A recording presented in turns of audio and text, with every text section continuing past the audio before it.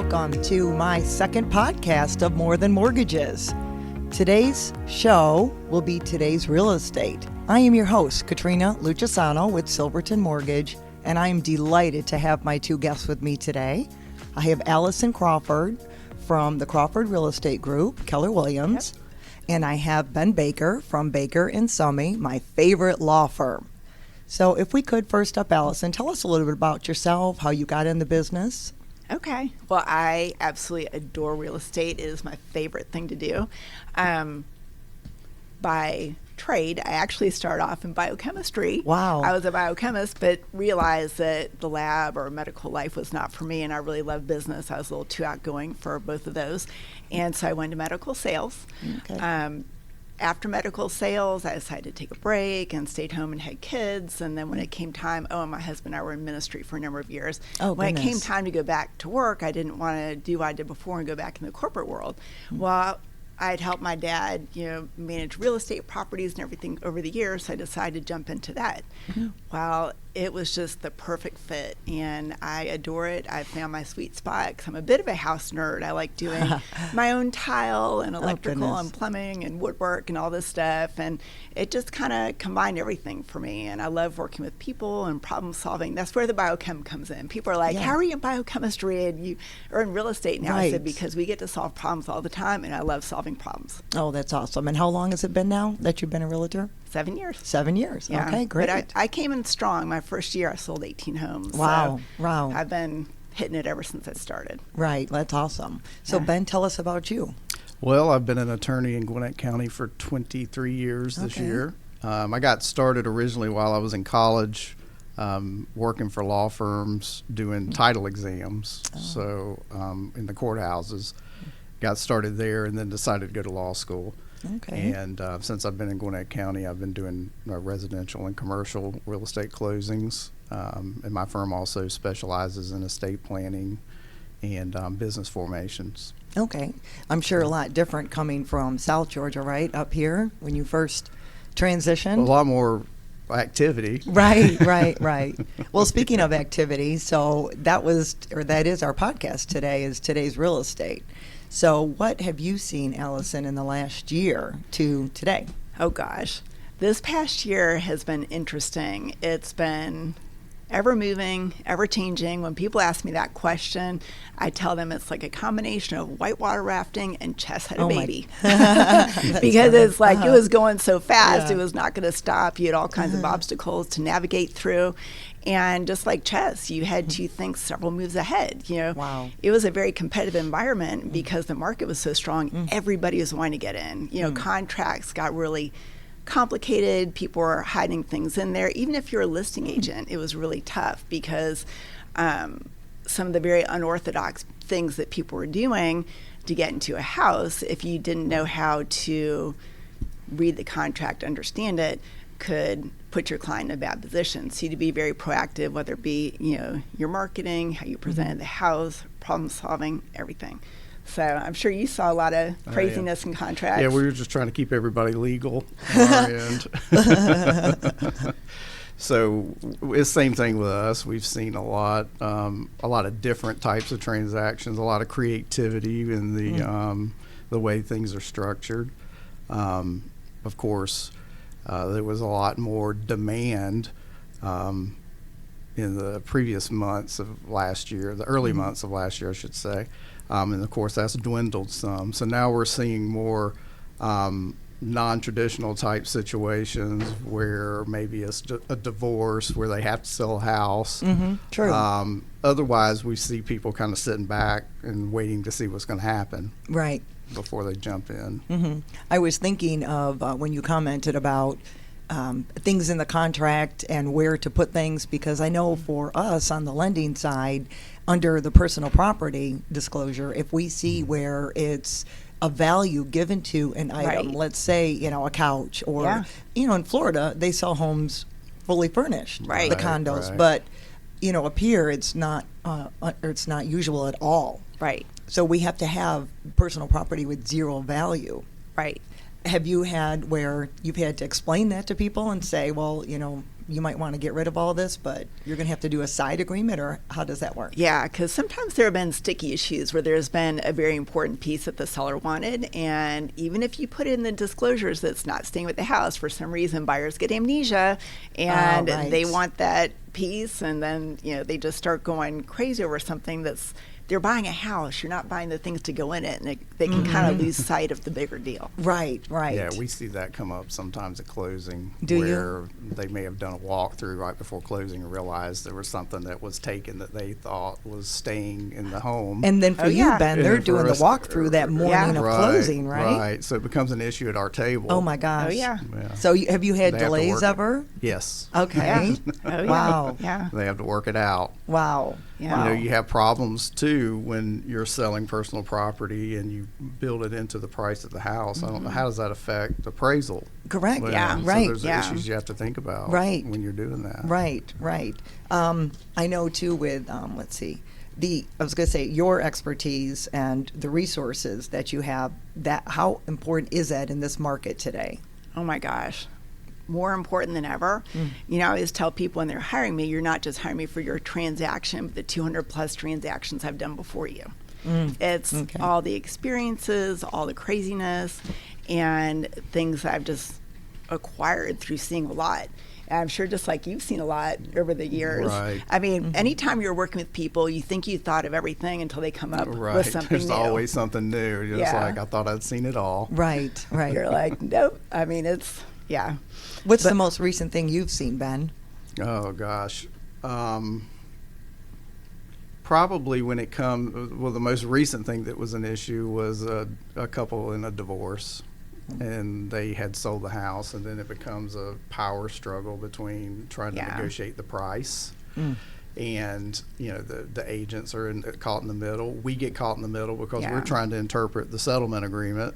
To make sure that all the parties are being paid, what they're supposed to be paid. But then it gets to where maybe one of the spouses is more active in the negotiation of the contract than the other one. And they may give up some concessions that the other one wouldn't have agreed to, and so it just ends up being a stalemate. In some cases. And when it comes down to it, somebody's forced to give in because you've got a buyer who's ready to buy. And you can't just walk away from that. So, well, Allison, have you had? And I was going to say, actually, to tag along with that, being an agent in situations like that, that's where my 15 years of ministry experience comes That's what I was going to say. Negotiation tactics. Oh, completely, because it's a very vulnerable and sensitive time, and you have to be able to talk with people, understand what's most important to them, and create a win-win, because at the end of the day, they have to sign all that paperwork out of free will. And so it takes a lot of very skilled understanding negotiation to get them to that point. I've had times where I've sat in my car for 3 hours on the phone with one spouse who did not want to sign and have a conversation because the closing was the next day, and sweet talking, and we closed and everything was fine. But I've definitely had some very lengthy conversations helping to bring people together in those situations. Which leads into the next question I would have, and on your problem solving, how important is that? And one thing I would be curious about is, have either of you had a divorce situation or a buyer and seller where you had to put them in separate rooms at the closing? And tell us about that. Oh yeah, why don't you kick off first? One that comes to mind is a situation where there were certain repairs that were to be made, and this happens a lot, where the repairs were to be made prior to the walkthrough, prior to the closing, and the buyers go in for their walkthrough, and the repairs have not been made or not been made up to the standard that they expected. And so it ends up being contentious, both sides of the table, going back and forth. They don't want to buy it. They've said they've done all the repairs they're going to do. So you have to get to a point where you can sort of negotiate. And I've had, we're going to hold back funds from the seller. Okay. That's one thing we do until these repairs are made to the satisfaction of the buyer. to resolve it. I mean, you got to think about, how am I going to resolve this and get this to close? Good. Yeah, you're right, because you're who we're all looking for Right. advice on. And like you said, what Right. can you do legally Right. to keep this Right. moving? So that one in particular, we were able to get it to close. So what would By happen doing it. if they didn't close? When you give this earnest money, people Well- are still doing that, where they're keeping your earnest money for what's it used to be due performance? Due diligence, Yeah. yeah. So if during the due diligence period they decide they don't want the property for whatever reasons, inspection or whatever, they have the right in the contract to walk away and get their earnest money back. But if you get past that due diligence period and then there's some situation where the seller doesn't perform Okay. according to the contract, then that earnest money may be up for grabs, to be given back to the purchaser. Right. So So you- I was going to say, Allison, with the due diligence, I remember last year lenders or agents asking me, okay, how many days of due diligence? 0? What is that like now, today, on the due diligence? We're starting to get back to 7 to 10 days due diligence. Okay. Which is more Which is a normal. normal, right, Yeah, because right. for me, gold standard was always 10 days. Right. And so to see a 3-day due diligence or 2-day was almost unheard of. And Yeah. it really put things into a frenzy because houses are like people. None of them are perfect. Right. And so when you go through an inspection, you're going to find something, And What is that inspection like, that inspection period? Because I have where I'll receive a contract literally from the agent who's already copied the closing attorney. The closing attorney opens the file that same day, and then 2 days later, 3 days later, after we've ordered everything, Yeah. we'll say, oh, sorry, they're exercising their due diligence and we're terminating the contract. Yeah. So what is the inspection seems to be the number one reason. So what are... not always, because it was so competitive last spring. People were Okay. putting several offers out. Oh my And gosh, then I didn't think you were allowed to do that. Seeing Wow. which one they got and picking their favorite. And just Oh. because an agent comes in hot doesn't mean that they are going to stay with the deal. So as a listing agent, gosh. because I kind of focus on listings, so a lot of times I'm sweating out, vetting out the buyers, their motivation, their financing. I'm making a lot of calls because once a seller goes under contract, they can't back out, but the buyer can. So my job is to That doesn't seem create. fair. Yeah. So especially because sometimes you find out you're handcuffed to the devil once you go under contract. Right. Wow. But right. Problem solving once again. Yes. But yeah, and so I always try to vet everything out as much as I can on the front end to have a smooth contract all the way through to the end. But even so, things can come up. Speaking of problem solving, I have a really interesting story Yes. to share with you guys. I had this couple that came to me to list their house, and they were close to retirement, had been playing all their cards right, had so much money in savings. Their current house was just about paid off, just super strong, ideal clients. And so I was doing the listing side. They were moving up to the mountains quite a ways away. So they had a different buyer's agent and a lender that they were working with up in the mountains.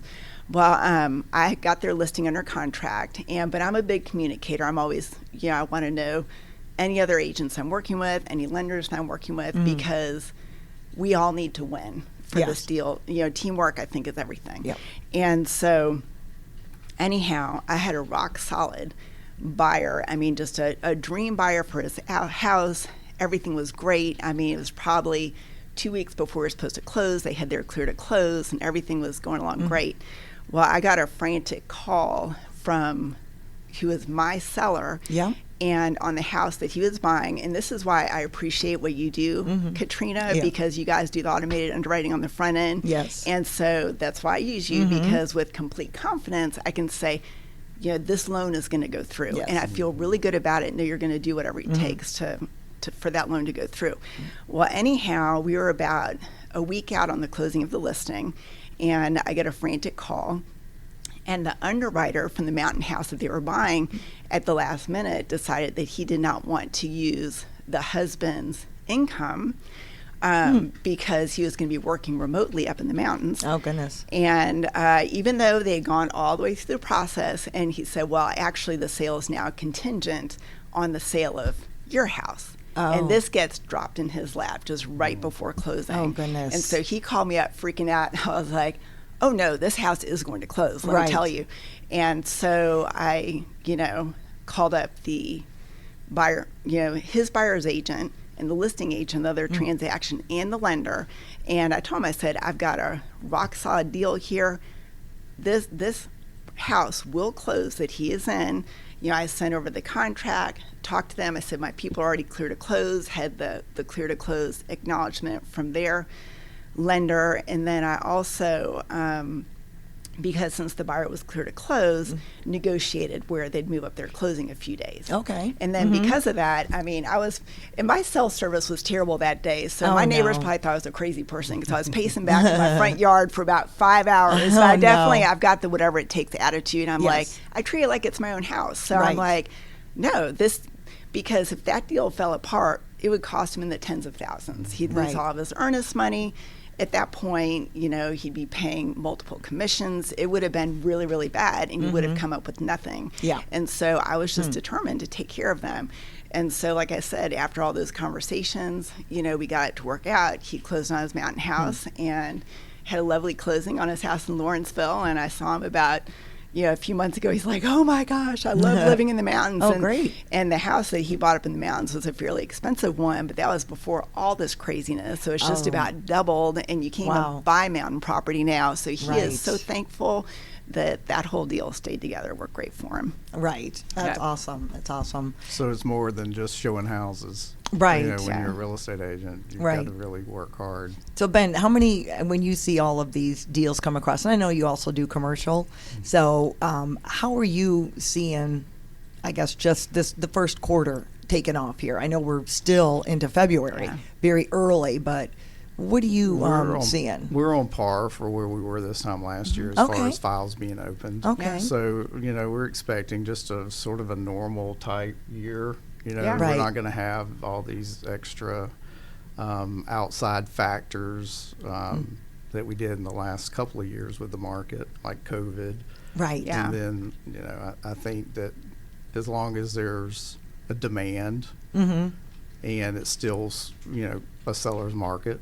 Right. More so in some locations than others. But I think that I'm expecting it to be, like last year. Right. I don't expect a big dip or anything like that. Yeah, you're seeing the same thing? Yeah, because I found, last spring there were so many heartbroken buyers that no matter how many offers they put in, they could not get houses. Right. And now since the market is balancing out, those people are like, oh my gosh, I can actually get a house now. Right. In the fall when the interest rates were so high, that was kind of like going, 90 down I-85 and somebody put the handbrake on. The market just kind of came to a screeching halt. But now that everybody's kind of gotten over the shock and they've kind of started bouncing the rates a little bit, it's just a good, calm feeling. Like Ben said, everything's just kind of settling, coming back to normal, just a good pace. I feel like we're back into 2018-19, a normal market. 2020. Everybody wanted to refi to capture that low interest rate. And then 21 was just nuts of the purchase market. Yeah. And it was just so hard to keep up with. And like you said, I felt so bad. How many times can you tell somebody, well, it's meant to be? And you're thinking, that house might have been meant to be for them, but they just... I think all the pent-up demand during COVID is what led to that surge last year or in 2021. But we won't see that again. Like that. Yeah, that was historic. Do you think that, I know with the Feds doing another increase to the Fed fund rate, the short-term rate, and just for our audience, basically when the Fed Reserve increases that short-term rate, it should lower the long-term rate because the idea to increase it is to slow the economy down. It still seems to be, though, that... we're seeing it still in the grocery store, at the gas pump. And I just think we're going back to, because everybody sat around during COVID. I know last year I was fortunate to be able to go to England and Scotland, and it was packed, and everybody you saw, they couldn't travel in 20 and 21, so they were traveling last year. And I think that this year people will not be doing as much traveling. Right. The cruises. So hopefully these Fed fund increases will start to bring our fixed rate down so Right. that more people can get into the market. Yeah, if we could get them down a point, Yeah. I think that Right. would make a big difference. I don't see them going back down into the 4s, but if Yeah. they could settle out in the 5s somewhere, I think that would have a psychological impact on the borrowers. Yeah. Totally. And one thing I will say that has helped the buyers out is now sellers are giving Yes. concessions. They're Yes. making repairs. They're, providing closing costs. They're negotiating on price. Where, I mean, last spring, unless you walked in with a suitcase full of cash and Yeah. threw it up on the table, you could just kiss No it goodbye. guarantee. That's right. Yeah, You're no absolutely guarantee. right. Yeah. And so even though the rates are higher, in some ways, this can be a better deal for a buyer because they're not paying, $50,000 over list with no Right. appraisal and paying Yeah. all your closing costs. And, it's just a lot more settled for them. Yeah, I think the buyers in this market or the market that we will see this year, it's going to be more of a solid purchase. Yeah. It's not going to be based on, a little inflation. Yeah. I had a comment from an iBuyer. Well, not from the iBuyer, but an agent who has a listing, and she was approached by an iBuyer, the open door offer pad, to Mark Spain, to purchase the home. And I was shocked at how much less they were offering because last year I saw where I was like, wow, they're offering pretty close to list price. And this year they're back to offering thousands less. So I wonder if that, if they predict that the market, or let's hope that they're not doing that purposely on our market, right? Because I know some of us, I remember, Allison, we talked about that a couple years ago. We felt like the iBuyers were pushing the market up higher. Yeah. And then now they're pushing it down. Yeah. Well, it was because they were lessening inventory. Right. Anytime you That's got right. scarcity, you end up paying more. Right. And so, but I mean, they took such a bath on being aggressive with their Yes. purchases that I think they have to be a lot more conservative now. Right. I wonder if they ever buy new construction. Do you ever see that? I've seen corporate buyers come in and buy blocks of new homes for rental purposes, for investment purposes. I have a purchaser on the south side who a year ago they went into, it was a new construction development. Yeah. And they pretty much rented to all these buyers with an option to purchase. Yeah. And it has been crickets trying to get information from this owner. It's a fund Yeah. of what is the final sales price? How is that $13,000 option going to be applied? Right. On their option to purchase deposit. Yeah. It's scary Yeah. because we've been going on now. We've talked for about 6 weeks, I guess. Oh, wow. And they have until the end of March. And I hope that they don't drag their feet and now these poor people lose their money. Yeah. I am concerned about that. There's a risk there. Yeah. Yeah. Well, because they're also not as emotionally invested in a Right. home. Right. Yes, you're right. Right. Yes. And a home is a very emotional purpose. That's where we Yes. live our lives. You've got your Right. memories and your Christmases. When a buyer walks in, they get attached to a house. They're trying to, see what their life would look like in Yes. that house. Right. And for when you're working with an iBuyer, it's just cold hard cash Right. at the end of the day. Yep. That's what People it's like gonna that be. message, though, right? Sometimes. I mean, I hear it on the radio. You don't have to do anything. You don't have to Well- put your dog away. Just For a price, Right, For a exactly. cost, there's You're a absolutely hidden right. cost. You're 'cause, absolutely right. I mean, essentially, they're flipping a house, so there's Yes. a profit margin that they need That's in order right. to stay profitable. It's Yep. a business. So how do you handle that when you're talking to clients for that listing appointment Yeah. or for that listing? Because I'm sure that once they think about it, Yeah. and everybody's already been contacting them, how do you talk to them that, no, this is the price difference, and how do you work with them to assist them through that? I'll help you make it easy. Yeah. Well, me being a science girl, I'm very numbers driven. And so I actually lay out in front of them, the difference between what they would get, utilizing a traditional agent versus going with a group. like an iBuyer, and they can see the difference. And I really go above and beyond for creative solutions and to make sure that they've got a smooth transaction. And ironically, even though a real estate commission can be a cost, that is actually the least expensive and most profitable way for a seller to sell. Because I've had listings that I've taken on where I'm getting that seller so much more money, I end up paying for my own commission. Okay. I did actually. That's a good way to look at it. Yeah. Yeah. Because it's worth it. That's right. This is your most valuable asset. You want a trusted person that's either going to make you money or save you money. So, Right. So I had actually a listing like that this past fall. It was essentially a divorce situation. It was a couple, they were boyfriend, girlfriend that bought a house together. They were both on deed and things went sideways. I'm sure you see that too, Ben. That's always fun. Yep. And so even though you're technically not in a divorce, there's a lot of similar elements. And so anyhow, they had, all the different iBuyers approaching them. Oh, we'll get you this, we'll get you that. And I ended up doing their transaction for them. She had a lot of health issues, so she was on disability.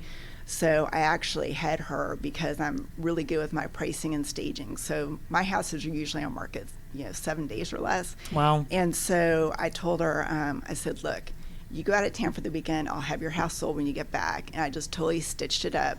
And they ended up making $35,000 more than what that iBuyer offered them. And actually, as the market was going down, the iBuyers kept on offering less and less and less because they can take away because they don't want to lose their shirts. Mm-hmm. Right. And so they ended up making a lot more money going with me. I see.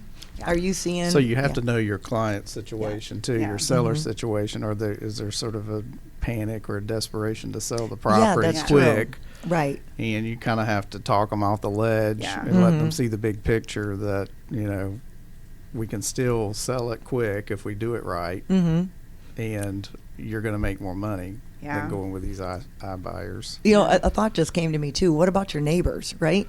If you sell to an iBuyer at a lower price, and you've been, that neighborhood for 20 years, I mean, I wouldn't want to see those friends in the grocery Yeah. store again, or I'd you're have to not doing remove them them from Facebook, right? Yeah. You're not doing them any favors. No, you're not. At all. Yeah. Well, and you still have to look at the iBuyer contracts closely because some of them end up charging a 10.5% commission Okay, instead of so a traditional I didn't know that. I was going to 6. ask you, Ben. Yes, what are you seeing on Yeah, that closing disclosure? Yeah, you see the fee structure or commission structure is always different with those contracts. We don't close a lot of them. Yeah. But when we do see them, they're different than your standard Georgia real estate contract. Also, Ben, so I remember last year I had a seller it was open door, but they had just moved from one LLC to another, and it was awful trying to get the updated warranty deeds and title. Yeah. So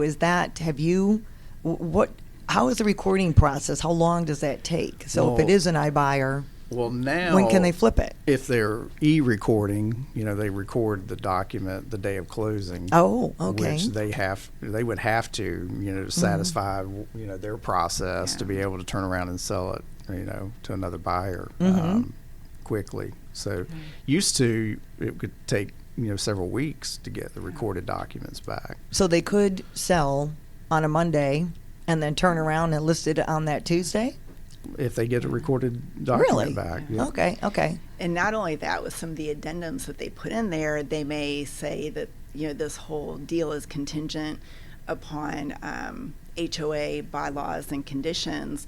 And I actually had a client where it was about 11 hours before close, and she had moved out. They're like, "Oh, we don't like the HOA laws in the neighborhood," and there was nothing to keep them in there. Wow. Yeah. So that's a very interesting point, because with the HOA in most neighborhoods, I didn't realize even in single family PUDs, planned urban development, that they could still restrict you on renting the property. So if it's an iBuyer, then as a homeowner, that could, to me, be a red flag that, well, what if they can't sell it? Well, and there were rental properties in that neighborhood. So there were rentals in there, and it was well within it. But, that's, like I said, there were some things in their contract that, unfortunately, that they're very creative. They're creative with the contracts. Yeah. Can you imagine? That's what they have, those right? contracts are geared for them to get out quick. Exactly. Of the contract. Exactly.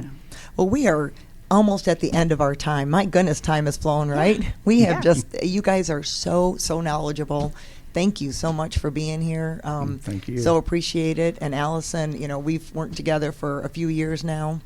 Love our relationship. Thank you for your trust. And Ben, we've worked together for as long as our kids are age. 22 years. Exactly. And I love our friendship and relationship, that I can just, anytime I need anything, you are both so responsive. I appreciate that within like same day. Yeah. Is that kind of your model too? Yes. Yeah. Totally. Yes. Yeah. I appreciate that. So if somebody wants to get a hold of you, Allison, what's the best way, or what is your information? Cell phone and email. Okay. Cell phone, text is usually best. Okay. If I'm on an appointment, I can call you right away after that. Cell phone is 678-360-4202. That's 678-360-4202. And our website is crawford-realestate.com.